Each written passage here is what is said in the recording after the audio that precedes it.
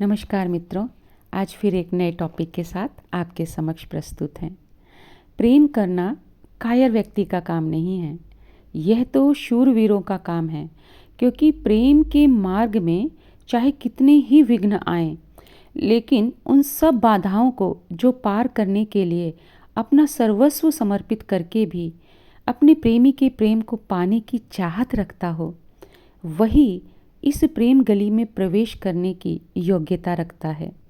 फिर अगर परमात्मा के प्रेम की बात करें तो बात ही बहुत निराली हो जाती है। उसके प्रेम के काबिल बनना और उसके लिए स्वयं को मिटाने की चाहत रखने वाला ही इस प्रेम गली में प्रवेश कर सकता है।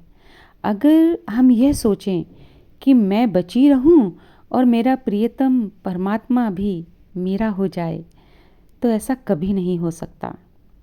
वह तो तभी मुझ में पूरा उतर सकता है जब मैं मिट जाए और पूरा स्थान उसको दिया जाए, तभी वह उतर पाता है।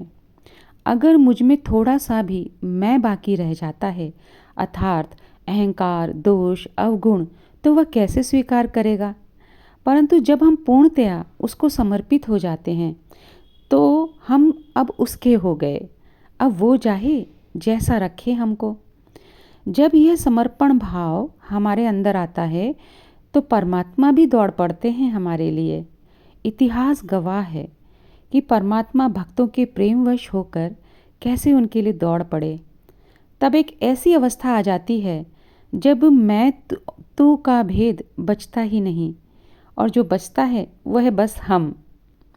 इस अवस्था में गोपियों ने श्री कृष्ण को कहा कि हे सखे, अब तू भज हमें। कितनी अद्भुत अवस्था है मित्रों, ये अद्भुत प्रेम की पराकाष्ठा की अवस्था है ये। परमात्मा के प्रेम में मीरा ने अपना सब कुछ त्यागा तो राधा ने श्री कृष्ण को संसार के लिए ही दे दिया।